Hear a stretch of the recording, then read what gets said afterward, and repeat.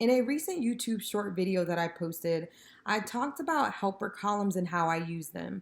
I thought it'd be beneficial to show a detailed example to help you guys better understand what they are and how you too can benefit from using them on your projects.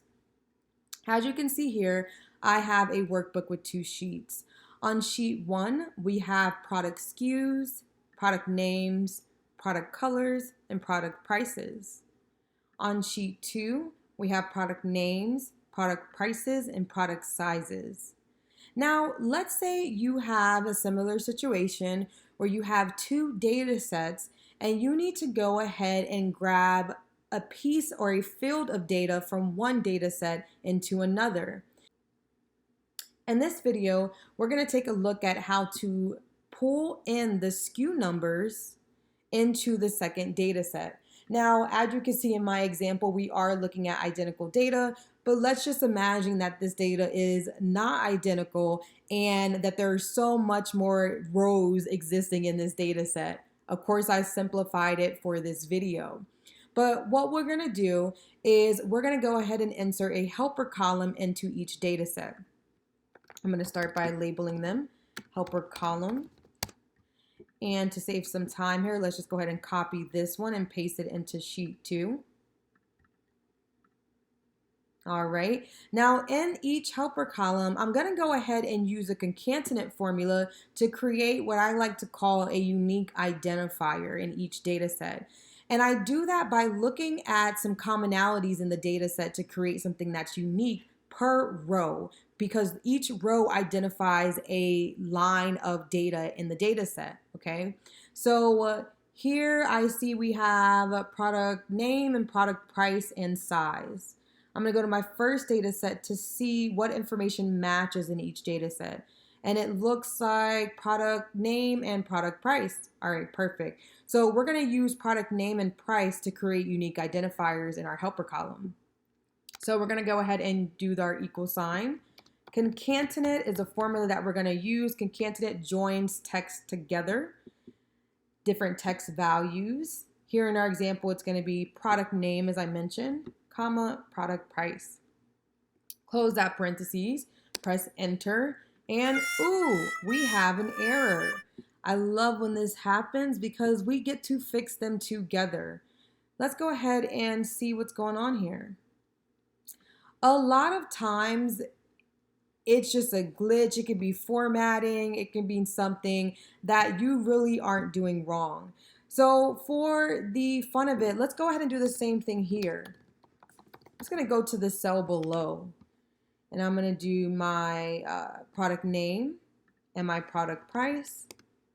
And wow, look, that worked. Wow. What does that tell me?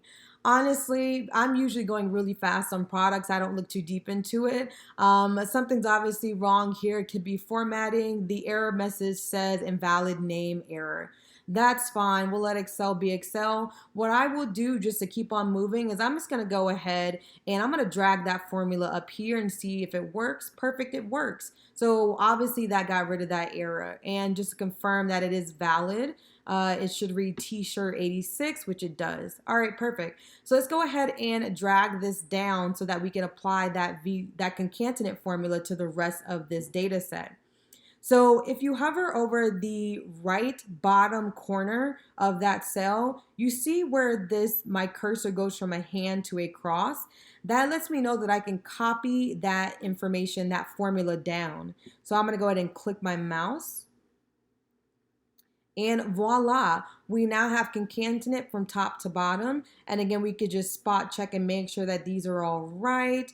All right, t-shirt 18, hoodie 10, yep, we're right on target. Let's go ahead and copy over our formatting to get a more cohesive look. Perfect. Okay, now I'm gonna go ahead and go to sheet 2. And I'm gonna do the same thing, equals concatenate. Sometimes I spell concatenate wrong, so bear with me, guys. All right, I think I got it. And we're gonna go ahead and do the same thing. We're using product name and product price for our unique identifiers. Go ahead and close that parentheses and do enter. Whoa, look at that. We got the same error. I love it. Again, I don't waste time, guys. So let's just go to the next cell. Obviously, we found that It worked here, so we're not going to waste time. I'm not even going to waste time investigating it. Boom, it works there. So there's something wrong with that cell. Maybe I copy and pasted something there earlier that's throwing it off. Again, I'm going to go to the bottom right. Once my cursor is now that cross, that lets me know I could drag that baby down, and voila. Go ahead and use our formatting again to paste that formatting for a cohesive look.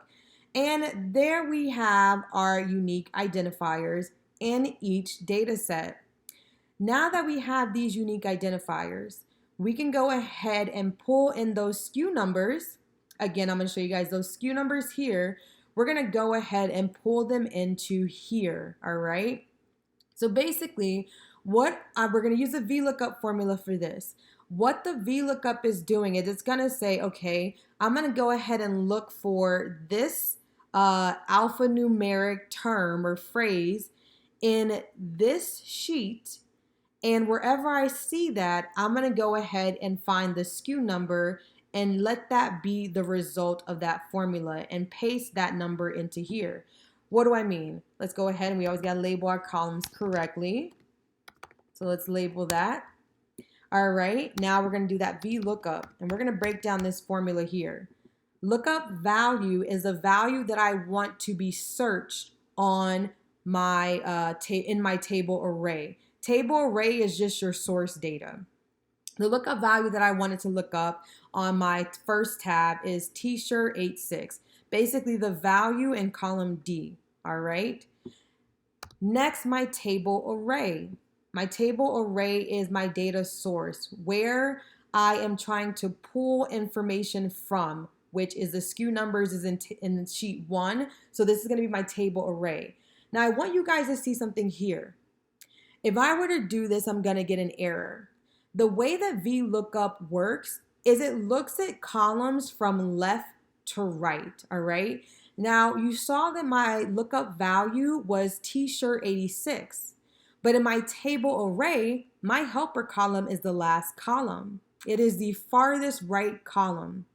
But again, VLOOKUP looks left to right. So I actually need this helper column in my table array to be before the column with the SKUs, because the SKUs is the information that I'm pulling in. So I need this column to be before those SKUs, all right?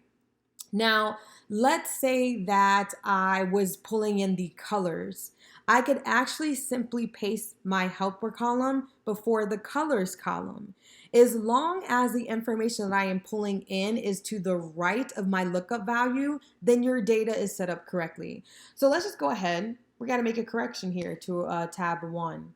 So let's go ahead and go to sheet 1. And let's, as I said, we're going to cut that helper column, and we got to paste it before our SKU numbers because that's what we're grabbing in. Now our SKUs are to the right of our lookup value. So lookup value t-shirt 86, my SKU is to the right of that. So that's perfect. We can move forward.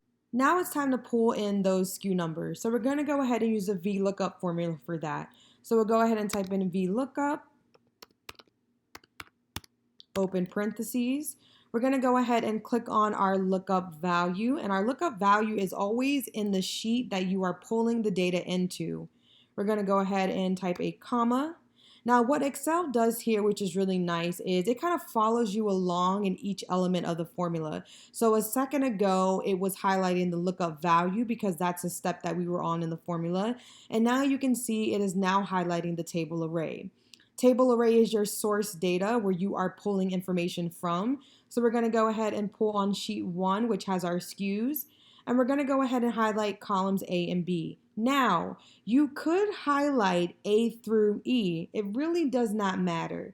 The biggest thing is that the lookup value is to the left of the data that you are pulling in. Now, because my SKUs are the column right next to my lookup values, I'm just going to go ahead and do A and B in this scenario. I'm then going to go ahead and do another column to move on to the next element of this formula, and that's our column index number.